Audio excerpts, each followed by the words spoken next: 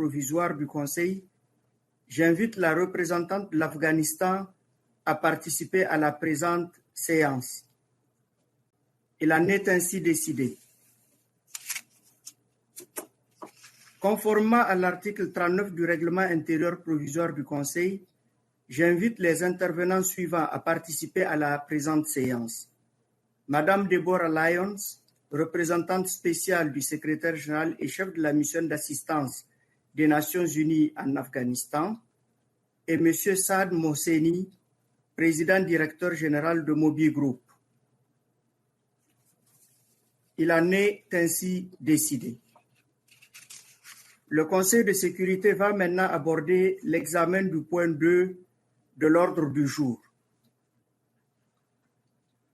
J'appelle l'attention des membres du Conseil sur le rapport du secrétaire général sur la situation en Afghanistan et ses conséquences pour la paix et la sécurité internationale, publié sous la cote S-2020-809.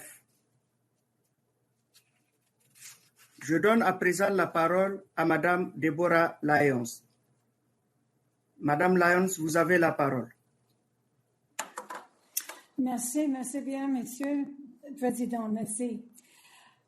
Monsieur le Président, as I speak, Afghans representing the Islamic Republic of Afghanistan are preparing to sit with other Afghans representing the Taliban to discuss, at long last, a political settlement to the conflict. This is truly a historic moment. After 4 decades of war, the people of Afghanistan have more reason than ever to hope that this devastating conflict, which has brought so much suffering, may finally come to an end. But let's be clear, this will be a long and challenging process. Already, the peace talks phase has raised difficult issues related to prisoner releases, which have taken some time to resolve. Actually, 5 months. Eventually, the negotiations will have to tackle a range of profound questions about the kind of country Afghans want. These can only be addressed by Afghans talking with other Afghans. Solutions will not be found on the battlefield. We know this. Nor can they be imposed from the outside. At the same time, Afghans need and deserve our support to ensure that peace, when it arrives, can be sustained. I would like to spend some time today updating you on UNAMA's efforts to prepare the ground for peace and the role of the international community as the peace process unfolds. Monsieur Président, despite the air of cautious optimism, the level of violence on the battlefield remains deeply worrying. The last few weeks have seen near record numbers of security incidents, including egregious attacks by spoilers targeting civilians involved in the peace process. We must keep in mind the terrible consequences of this violence. The conflict continues to kill and injure hundreds of Afghans every week. It has displaced millions of people, most of whom have no immediate prospect of returning to their homes. It impedes humanitarian access at this critical time, depriving many of life-saving assistance and hindering the response to the COVID-19 pandemic.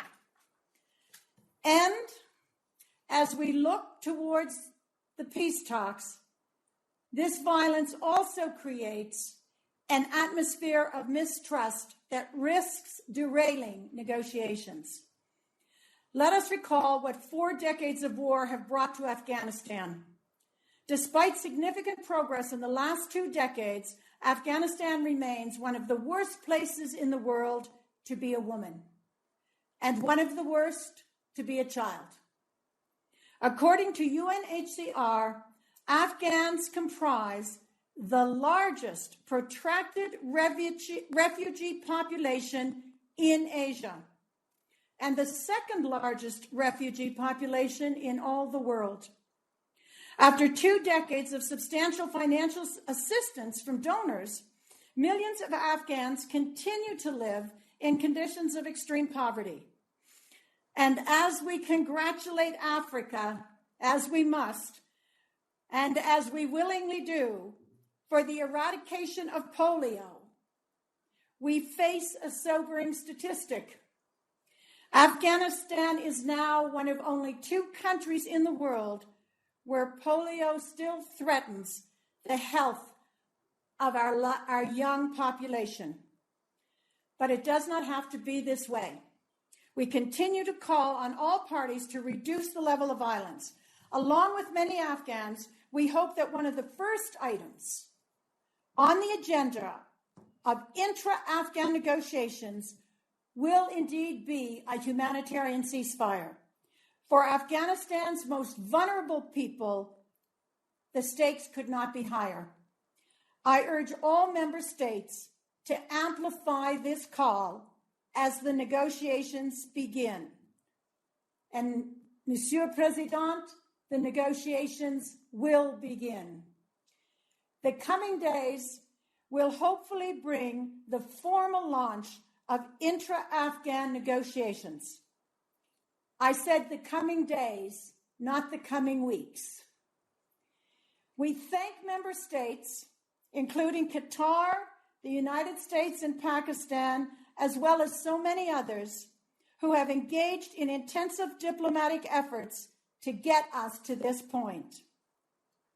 For our part, the UN will be working with international partners to support both parties and the host countries throughout the process. But a peace process, and even a peace agreement, does not peace make. All of us must each do our part to create a conducive environment for peace talks. And in parallel, we must ensure that the ground is prepared for peace to flourish once an agreement is reached. As the UN, one of our flagship issues will, of course, be the role of human rights in achieving a sustainable peace. We know from long experience that peace processes are more robust when they take into account the concerns of the victims of war. For that reason, we have initiated a dialogue with the conflict parties on the inclusion of victims' voices in peace negotiations and mechanisms for incorporating victim-centered justice. This is a difficult topic, but it is an essential one, and it must be dealt with during the negotiations. Only when victims' grievances are acknowledged and addressed will true reconciliation be possible. And I appreciate the work of the Kingdom of Netherlands in taking responsibility for the Friends Group for Victims' Justice. We have spoken as well a great deal in this forum about the necessity of including women in the process. Most recently, I was impressed by the strong declarations of support for Afghan women by member states during the Area Formula meeting in July. And again, I appreciate the work of Afghanistan, the United Kingdom heading up the Friends of Afghan Women, and Indonesia and Germany in supporting that event. But we all know talking will not be enough. Women's rights are already emerging as one of the most difficult issues confronting the conflict parties as they enter negotiations. and one where any compromises will pose a difficult dilemma for member states. The issue will be more central. This issue of women's rights will be more central in the Afghan peace process than we have ever seen in any other peace negotiation in recent memory. In Kabul, I have initiated a series of meetings with a countrywide network of Afghan women on the peace process, which is giving us important insights into their concerns as well as possible avenues for greater engagement. But we all know that it is women's representation at the peace table that offers the best opportunity to ensure that their own rights are upheld and that their vision, their broader vision for elements of a peaceful Afghanistan is reflected in all aspects of the talks. I commend the women members of the Islamic Republic negotiating team and other peace structures for their energetic outreach and substantive preparations for intra-Afghan talks. As of this moment, we are not yet aware of any women's representation on the Taliban side, but we remain hopeful that they too will find a way of meaningfully including women, the other 50% of the population, in their negotiating team. Afghanistan's vibrant media, Mr. President, will also be crucial in fostering an inclusive and sustainable peace. I pay tribute to Mr. Mohseni joining us tonight or this morning in New York for his leadership on this issue, and to the many brave Afghan journalists who have taken considerable risks in the course of their work.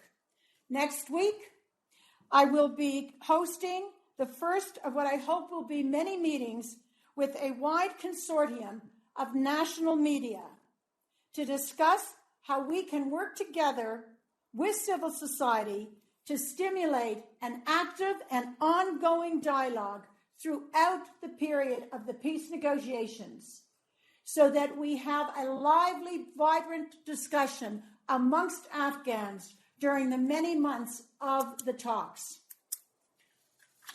Mr. President, peace will only truly take hold if it delivers material benefits for the Afghan people.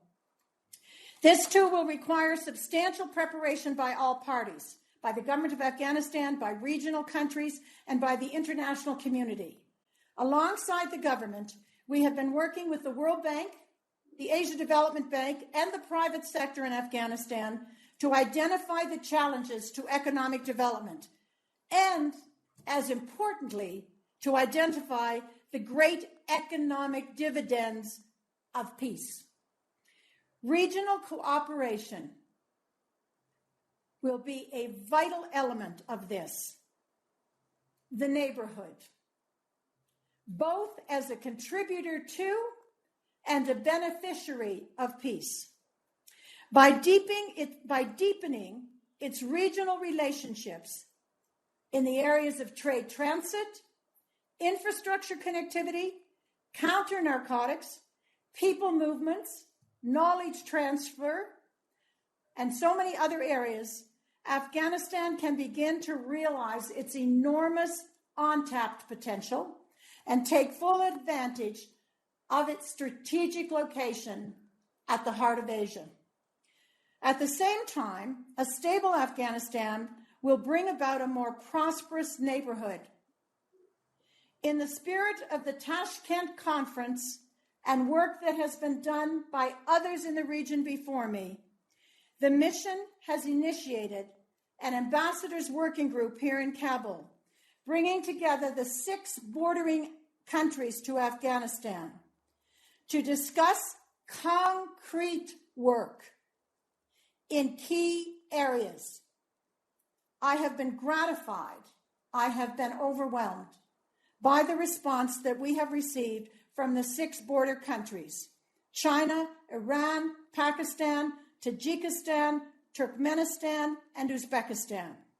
And we will continue to work with them, with the government, and the many UN agencies, because this is not just about UNAMA.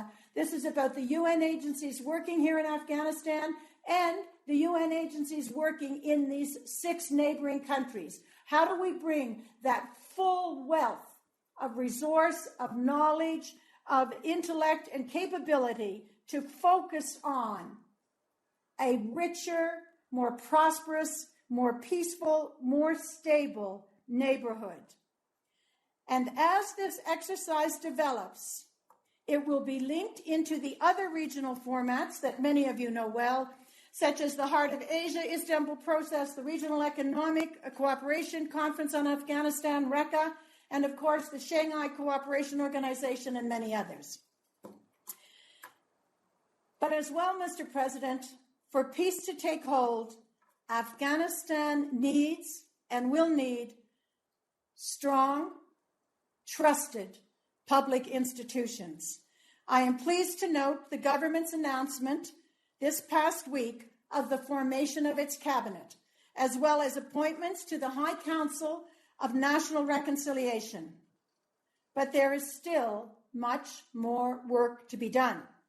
The most recent UNAMA anti-corruption report identified significant institutional gaps, which have stymied progress and undermined confidence.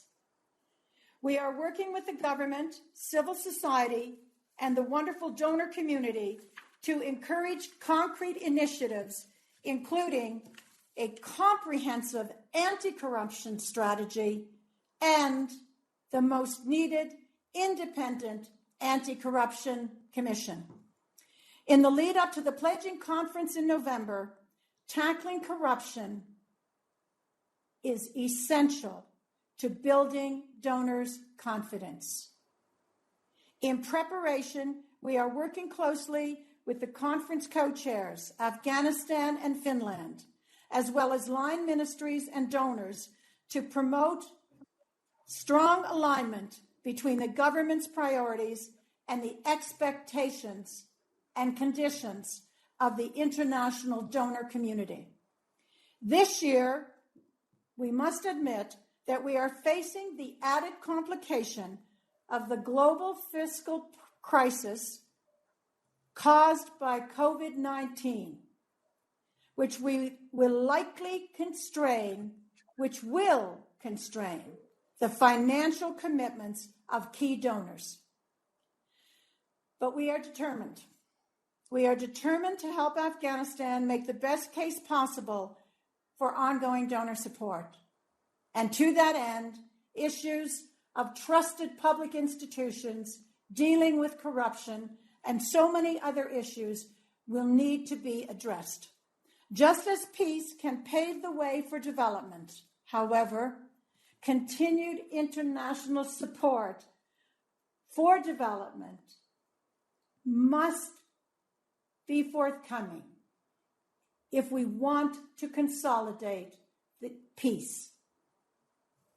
It is noteworthy that the pledging conference will be taking place in parallel with the intra-Afghan negotiations. Each process must reinforce the other. Combined, these two processes will set the course for Afghanistan's future, along with the political will and the incredible resilience of the Afghan people. For this reason, we are engaging regularly, as UNAMA, we are engaging regularly with the Taliban to ensure that they are well informed of Afghanistan's obligations as a member of the global community, including discussions with them on expanded understanding of development and governance issues, as well as our ongoing human rights dialogue. I consider this work to be of utmost importance. Mr. President, This year, the COVID-19 pandemic has hit Afghanistan hard. Over 38,000 confirmed cases of COVID have been reported, and over 1,400 people have lost their lives to this disease, although the actual figures we know are probably many times higher. Millions of Afghans have suffered lost income and livelihoods. Children have missed those crucial months of school. Anecdotally, and sadly, as in so many other countries around the world, women have suffered an increase in gender-based violence. Rebuilding these lives will be a painstaking task. I thank the members of the Council for their support of Afghanistan's national COVID-19 response and for the concern that so many of you have expressed to me about our staff here on the ground. Fortunately, the situation has stabilized and the resilient Afghan people have managed to endure the first wave of COVID-19. But the pandemic indeed has affected our operations on the ground dramatically, and we do everything we can to overcome the limits it has imposed. We do not know what the autumn has in store. Monsieur President, despite these challenges, let me assure you that it remains a great privilege for all of us to execute the mandate given to us by the Security Council in the service of the people of Afghanistan.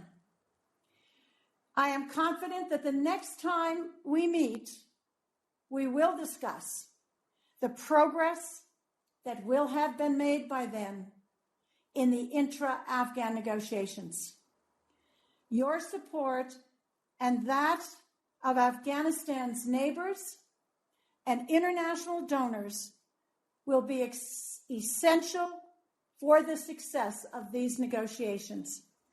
The people of Afghanistan have heard your strong voices of support and appreciate the UN's ongoing commitment to their future. I echo this daily. We stand ready to assist them in every way that we can. Thank you so much for the time today. Je remercie Madame Lyons de son exposé. Je donne à présent la parole à Monsieur Saad Mohseni. Vous avez la parole. Okay. Can you hear me? Okay. Thank you, Monsieur President. Thank you, Madam Ambassador. That was an excellent presentation, and greetings from Kabul. The Afghanistan I returned to in 2002 was a radically different country from the one I was forced to leave in the late 1970s. The Taliban and its predecessors did everything they could to root out Afghanistan's charm, possibility, and progress. Kabul was no longer that proverbial Paris of Central Asia. In fact, it took only 20 years of isolation to annihilate a century of modern statehood and 1,500 years of history. But a lot has improved since 2002.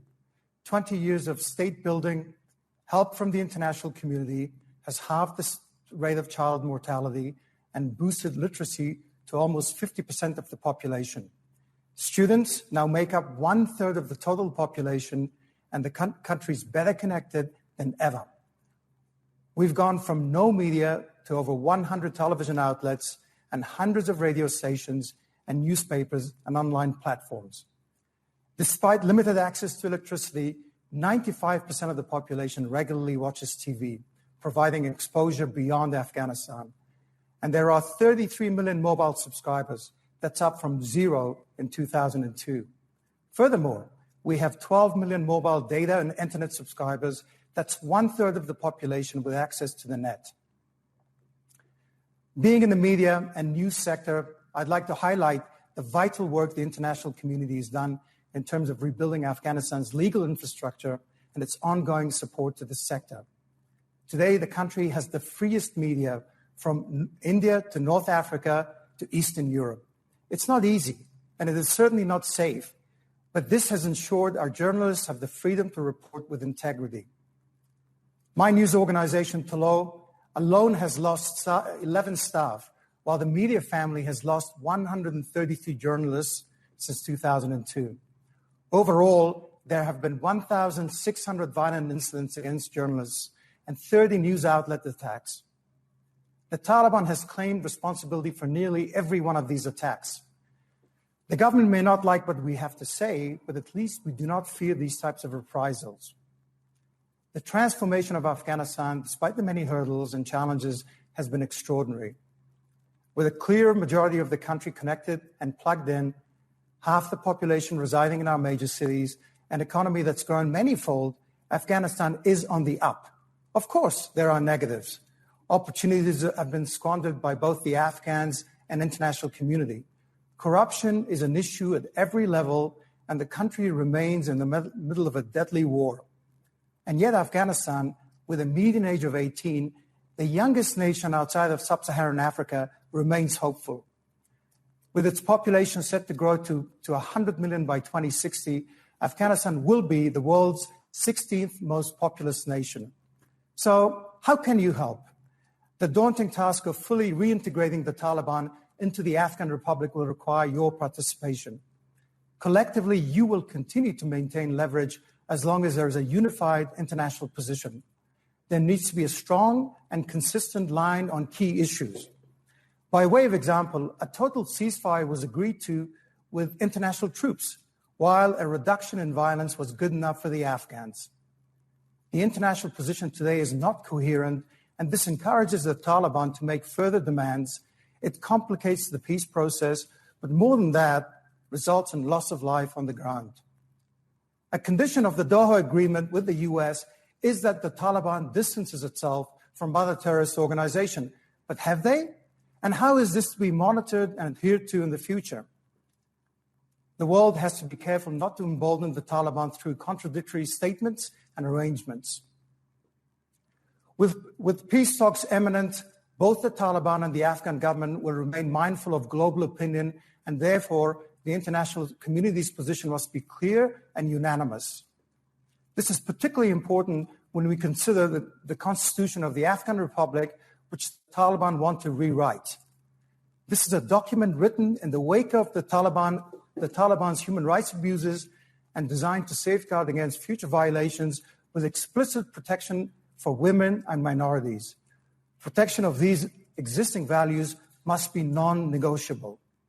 Again, the international community still has enormous leverage in the aid it provides, and going forward, this aid should be given on a strictly conditional basis. Any compromise on progress made post-2001 will only succeed in strengthening their position as a viable Islamic emirate as opposed to incorporating them into the current system. What is certain is that the Afghans do not want to go back. We cannot have another 20 years of isolation and misery. It's important to note that Afghanistan continues to remain vulnerable to regional politics. Ensuring that our neighbors play ball should be a priority to the UN and its members. The quiet, long-suffering majority of Afghanistan is emphatically supportive of continued international involvement. I'd like to end with the findings of a survey by IWPS of 8,000 individuals across the country, which confirmed the following. 69% of the population favors a republic, only 7% favor an emirate. Only 10% of those polled support a religious leader to head Afghanistan. 35% of the respondents fear that the drawdown of international troops will bring more conflict. 42% of respondents favored a continued presence of these troops. Almost 70% have faith in the government. 65% favor the disarming of the Taliban. 95% of the respondents favor the indictment and prosecution of war criminals and human rights abusers. It's my hope and recommendation that the international community will continue to remain involved. at least until this new generation of Afghans that you've invested so much in already can find its feet. Thank you. Je remercie M. Mohseni de son exposé. Je donne maintenant la parole à la représentante de l'Afghanistan. Madame la représentante, the floor is yours. Thank you, Mr. President. Allow me to first thank you for convening the Security Council meeting on the situation in Afghanistan and congratulating Niger for assuming the presidency of the Council, as well as Indonesia for the successful completion of their term during the month of August. Let me also thank Ms. Deborah Lyons for her statement today and her dedicated efforts in Afghanistan as the Special Representative of the Secretary-General. My sincere appreciation to Mr. Saad Mohseni for his very moving briefing. As the Chairman and Chief Executive of the MOBI Group, Mr. Mohseni has revolutionized the media industry in Afghanistan, leading as a pioneer of the vibrant Afghan media we see today. Mr. President, 1 year ago, we took the floor at this very council asking for your continued support in the extension of the mandate of UNAMA as we entered a critical phase towards the achievement of our long-desired goal of a lasting peace to pave the way for stability and prosperity in Afghanistan. Today, we find ourselves in the culmination of a long process of confidence in consensus-building measures, which in collaboration with our friends, partners, and allies, created a suitable environment for the start of peace talks with Taliban. However, this has not been an easy journey. The last 1 year entailed making some very difficult and hard decisions for the government of Afghanistan. It required the Afghan people to make some very hard choices.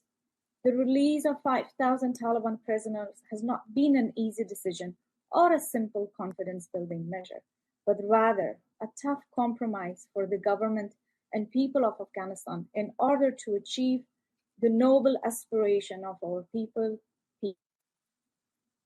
Starting from President Ghani's call to the Taliban for talks without precondition to the most recent release of Taliban prisoners, the government has not shied away from its compromises in creating a conducive environment for the peace process. We know that the durable peace can only be achieved through active participation of all stakeholders in the process. To build a strong national and political consensus, the government has been in constant engagement with representatives of women, youth, political parties, and civil society organizations. The consultative lawyer jirga on peace, and the most recent one to discuss the release of the remaining 400 Taliban prisoners convicted of serious crimes, including the killing of Afghans and citizens of the international community, have important platforms in identifying the priorities and main concerns of our society in the peace talks. The State Ministry for Peace and the negotiating team have also continued their outreach to civil society actors, youth groups, religious scholars, war victims, parliamentarians, journalists, and entrepreneurs to prepare for the start of intra-Afghan negotiations and garner views and visions. It's no surprise that we hear the call for peace and an end to violence and conflict as the utmost desire and demand of every Afghan. The majority of Afghans from all walks of life demand a perfect peace and preservation of the achievement of past 2 decades, including the republic in the constitutional rights of Afghan women and minorities. As Mr. Mohseni described, the Afghanistan of today is different from the one from 19 years ago. Today, our vibrant media is the supporting pillar of our young democracy. The powerful voices of our women resonates in every part of our society. Youth engagement and leadership in the country have created a new and hopeful image of our country. And the republic that represents every Afghan, regardless of their ethnicity, language, gender, or age, has created a system of safety and inclusion that makes our people proud. This is the unwavering an unchangeable new reality of today's Afghanistan. The tangible gains of the last 19 years have defined our new nation, and Afghans are not willing to compromise on these achievements. Knowing the importance of reaching international partners in peace, stability, and development of Afghanistan, building on the regional and international consensus in support of the peace talks have been an important priority for the government of Afghanistan. The government's leadership has been engaged at different levels, especially His Excellency the President and Minister of Foreign Affairs, their regional and international counterparts.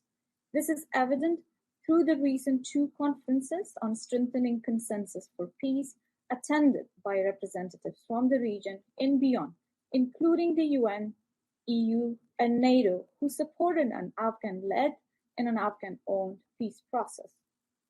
Here, I would like to thank countries which are closely involved in the facilitation of the peace talks, like the US, and those who have expressed their willingness to host the intra-Afghan negotiations, including Germany, Indonesia, Norway, Qatar, and Uzbekistan. The role of our immediate and extended neighbors have been extremely important in the peace talks, and on bilateral level, the government has reached out to emphasize on their constructive and supportive engagement. However, as we work together and stand ready to start these defining talks for the future of our country, the Taliban have still continued to carry out attacks, refusing to reduce level of violence throughout the country. As SRSG Lyons mentioned, Afghanistan still experiences an increased level of civilian casualties, and on a daily basis, people are killed on suicide attacks and road bombs. Our children are still prevented by the Taliban to receive polio vaccination. It's now up to the Taliban to respond to the constant call of Afghan people, to the government of Afghanistan, and to our international partners for the reduction of violence and also an immediate humanitarian ceasefire. Mr. President, in addition to the ongoing conflict, Afghanistan has not been immune to the tragic effects of COVID-19 pandemic and natural disasters. Recently in the Parwan province, the flooding took the lives of many people and caused severe economic damage. Since the beginning of the pandemic, our brave doctors and frontline workers have been devoting their efforts, and our limited resources have been stretched further. Today, the already complicated humanitarian situation in Afghanistan has worsened significantly, with as many as 14 million Afghans being in need of humanitarian aid. Nevertheless, I would be remiss not to mention the gracious support of the United Nations and our international and regional partners in providing different kinds of assistance in this critical time of need. This is further testament of the values of humanity and solidarity which remain at the core of our global family of nations. As we move forward, we need to reevaluate and prioritize and delineate a new path forward that can take us to the next step, an era of post-peace development that can see a self-reliant Afghanistan emerge not only as a prosperous nation, but as a catalyst in the economic and development of our region. The November Pledging Conference on Afghanistan will be of a crucial significance in the renewal of our mutual commitment in consolidating the shared gains and forward-looking vision reflected in the draft Afghanistan National Peace and Development Framework for 2021 to 2025. We look forward to continue our work on finalizing this framework with our development partners and the two co-hosts, Finland and the UN. Mr. President, in conclusion, allow me to express our appreciation once again to the work and efforts of UNAMA led by SRSG Lyons and her colleagues in supporting the government and the people of Afghanistan in achieving peace, stability, and prosperity in our country. As the discussion on the UNAMA mandate extension begins this week, I would like to call on all members of the Security Council to carry their deliberation on the mandate's renewal, thinking about the men and women of Afghanistan. the people of a country that has experienced decades of conflict, suffering. The people of Afghanistan believe in the United Nations, and we trust that you will work for us for the vision of a peaceful and prosperous Afghanistan that's built upon our partners and friends' mutual interest, not their regional confrontation or rivalry. Similarly, as we move forward on our peace talks, the need for greater support, solidarity, and cohesion from the international community is needed more than ever. The start of intra-Afghan negotiation is an important, though a very difficult and delicate chapter in our history. It's going to be a true testament of our ability in protecting our shared gains of the last 2 decades, especially the constitutional rights of women, which we believe together we can get through this very difficult chapter and we can take a firm step towards our joint objective of a dignified and lasting peace in Afghanistan. I thank you, Mr. President. Je remercie